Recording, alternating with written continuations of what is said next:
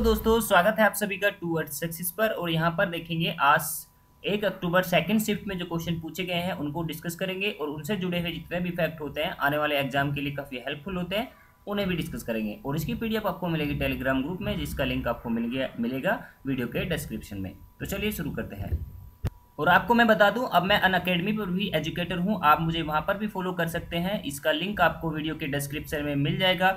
और अगर आपके पास में पहले से अनअकैडमी का लर्निंग ऐप है तो आप वहां पर भी मुझे सर्च करके फॉलो कर सकते हैं अमित भाटी के नाम से। और वहां पर आपको काफ़ी अच्छी वीडियोज मिलेंगी देखने के लिए। मैंने वहां पर आपके लिए ग्रुप डी का जो क्रैश कोर्स है वो स्टार्ट कर दिया है। और आज की वीडियो में आप देखेंगे आज जो क्वेश्चन पूछे गए हैं वहां से आपको काफ़ी हेल्प मिली होगी अगर आपने वो पहले देख चुके होंगे। तो चलिए शुरू करते हैं आज जो क्वेश्चन पूछे गए हैं। देखिए, एक क्वेश्चन पूछा गया है कि हिमाचल प्रदेश की दूसरी राजधानी क्या है। तो राइट आंसर क्या होगा? धर्मशाला। धर्मशाला हिमाचल प्रदेश की दूसरी राजधानी है और पहली राजधानी कौन सी है? वो है शिमला। ठीक है, ये आपको याद रखना है, काफ़ी महत्वपूर्ण प्रश्न है, आगे भी रिपीट होगा।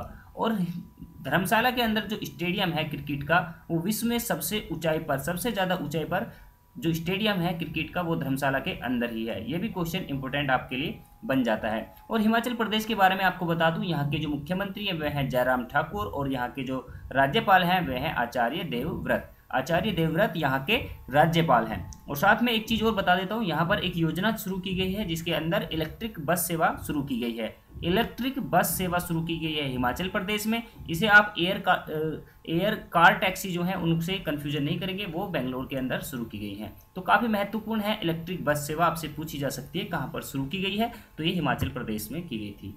नेक्स्ट है, हाइड्रोजन किस प्रकार का तत्व है। तो हाइड्रोजन जो किस श्रेणी में रखा जाता है? हाइड्रोजन को अधातु श्रेणी में रखा जाता है। और हाइड्रोजन के आपको 3 समस्थानिक पता होने चाहिए। पहला होता है प्रोटियम, दूसरा होता है ड्यूटेरियम और तीसरा होता है ट्राइटेनियम। दूसरा जो समस्थानिक होता है D2O को हम बोलते हैं, और ये इसका जो प्रयोग होता है वो होता है मंदक के रूप में, जब नाभिकीय रिएक्टरों में जो अभिक्रिया होती है उसको नियंत्रित करने के रूप में इसका प्रयोग किया जाता है। दूसरा होता है तीसरा जो होता है ट्राइटेनियम। ट्राइटेनियम एक रेडियो सक्रिय तत्व होता है, तो इसको भी आप याद रखना। नेक्स्ट है कि शांति निकेतन की स्थापना किसने की थी। तो इसका राइट आंसर हो जाएगा रविंद्रनाथ टैगोर। रविंद्रनाथ टैगोर ने शांति निकेतन की स्थापना की थी। और ऐसे ही क्वेश्चन आपसे और भी पूछे जा सकते हैं, मैं आपको बता देता हूं, आप थोड़ा ध्यान से सुनिएगा। जैसे पवनार आश्रम आपसे पूछा जा सकता है, पवनार आश्रम की स्थापना किसने की? तो इसका राइट आंसर होगा विनोबा भावे।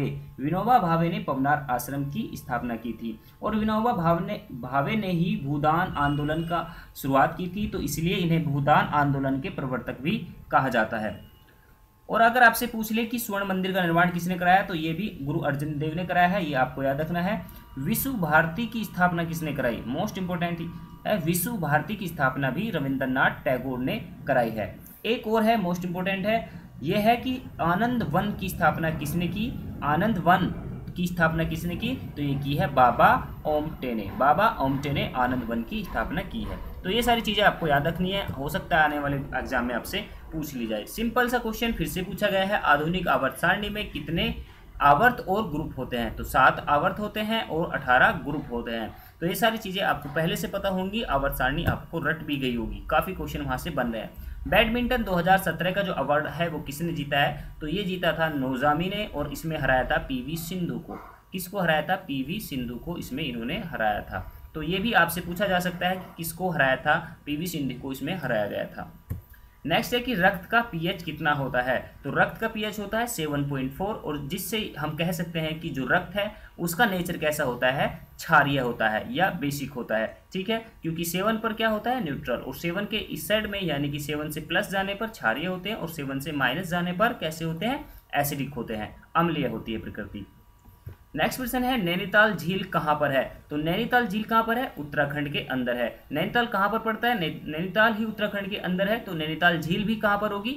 उत्तराखंड के अंदर ही होगी। और कुछ चीज़ें आपको बता देता हूँ, ट्रिक से आप याद रखना इनको, कि जितने भी ताल और ताली से रिलेटेड आपको अगर कोई नाम में झील में पूछी जाती है तो वो सभी कहाँ पर हैं? उत्तराखंड के अंदर हैं। और अगर आपसे नागिन से संबंधित कोई झील पूछी जाती है, नागिन से संबंधित, तो वो कहाँ पर मिलेंगी? सारी आपको मिलेंगी J&K यानी कि जम्मू और कश्मीर के अंदर।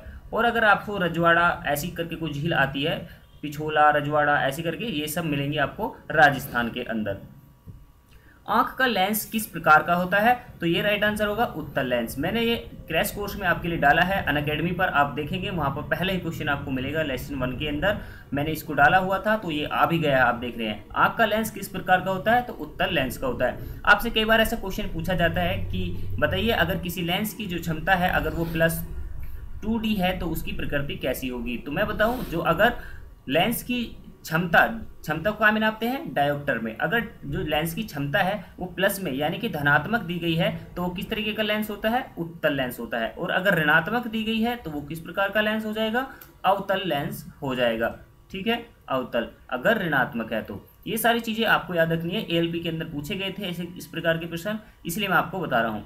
और ALP के प्रश्न भी आप देख लें मेरे साथ, वो मैंने प्लेलिस्ट बना दी है कि जो आंसर की में पूछे गए थे वो आंसर की को सोल्व करा रहा हूँ, तो वहाँ से आप सीधे देख सकते हैं आंसर की में किस तरीके के क्वेश्चन पूछे गए थे ALP में। नेक्स्ट है उड़ान स्कीम के तहत पहली उड़ान कहाँ से कहाँ तक की थी? तो इसको आपको बताना है। तो ये उड़ान यानी कि उड़े देश का आम नागरिक, ये इसका फुल फॉर्म था, और इसे की जो पहली उड़ान थी दिल्ली से शिमला थी। ठीक है, और इसका जो उद्घाटन किया गया था दिल्ली में नरेंद्र मोदी जी के द्वारा ही किया गया था, ये भी आपको याद रखना है। नेक्स्ट प्रश्न है मिजोरम के राज्यपाल कौन है? तो मिजोरम के राज्यपाल हैं राजशेखरन वहां के राज्यपाल है। नेक्स्ट प्रश्न है एप्पल के CEO कौन है? तो एप्पल की CEO कौन है? टिम कुक, इसका राइट आंसर हो जाएगा। ऐसे क्वेश्चन को तो आप बिल्कुल अच्छे से याद करते हुए चलें साथ के साथ, ताकि अगर रिपीट हो तो आपको उसका बेनिफिट मिल जाए। नेक्स्ट है गुजरात के मुख्यमंत्री कौन है? तो गुजरात के मुख्यमंत्री हैं विजय रूपानी गुजरात के मुख्यमंत्री हैं। नेक्स्ट प्रश्न है कोका कोला में क्या उपस्थित होता है? तो इसका राइट आंसर क्या हो जाएगा? फोस्फोरस कोका कोला के अंदर उपस्थित रहता है। सोयाबीन किसका उच्चतम स्रोत है? तो प्रोटीन का अगर सबसे उच्चतम स्रोत है तो वो क्या होता है? सोयाबीन ही होता है प्रोटीन का सबसे उच्चतम स्रोत। और प्रोटीन को बॉडी बिल्डिंग मटेरियल भी कहते हैं, ये आपको याद रखना है। क्या बोलते हैं? Body building material. प्रोटीन ही हमारे शरीर का मजबूत टिश्यू का निर्माण करती है। नेक्स्ट प्रश्न है पूजा कादियान किस खेल से संबंधित है? तो ये राइट आंसर होगा वुशु। और वुशु किस तरीके का खेल होता है? ये मार्शल आर्ट के अंदर आता है। ठीक है, मार्शल आर्ट के अंदर आता है और ये खेलती हैं पूजा कादियान। नेक्स्ट प्रश्न है कि बच्चे के शरीर में कितनी हड्डियां होती हैं? तो ये कितनी होती हैं? 306। और वयस्क मनुष्य में कितनी हो जाती है इनकी संख्या बाद में? तो इसका राइट आंसर क्या हो जाएगा? 206 होती हैं वयस्क मनुष्य में। नेक्स्ट प्रश्न है 2017 का हृदयनाथ मंगेशकर अवार्ड किसे दिया गया है? तो ये दिया गया है जावेद अख्तर जी को। हृदयनाथ मंगेशकर जो है ये लता मंगेशकर के फादर के नाम पर ये अवार्ड रखा गया है, तो ये भी आपको याद रखना है। हृदयनाथ जी जो हैं लता मंगेशकर के फादर हैं। नेक्स्ट प्रश्न है कि म्यांमार के नेशनल पक्षी का नाम क्या है? बहुत ही इंपॉर्टेंट क्वेश्चन, आने वाली शिफ्ट में रिपीट होगा क्योंकि ऐसा क्वेश्चन बहुत ही कम लोगों को पता होते हैं। तो म्यांमार के नेशनल पक्षी का नाम क्या है? ग्रे पीकॉक, इसका राइट आंसर हो जाएगा।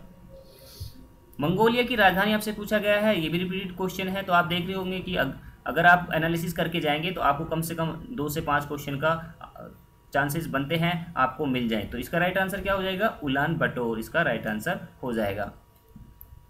नेक्स्ट है रॉकेट मैन किसे कहा जाता है? तो भारत के अंदर रॉकेट मैन अगर कहा जाता है वो कहा जाता है के शिवान को। और के शिवान कौन है? ये हैं इसरो के अध्यक्ष, अभी जो हाल ही में इसरो के अध्यक्ष हैं के शिवान। और एक चीज़ और आपको बता दूं, यहाँ पर आपको पीछे पूछा गया था कि जो बर्ड्स मैन किसको कहा जाता है भारत का, तो वो कहा जाता है सलीम अली को।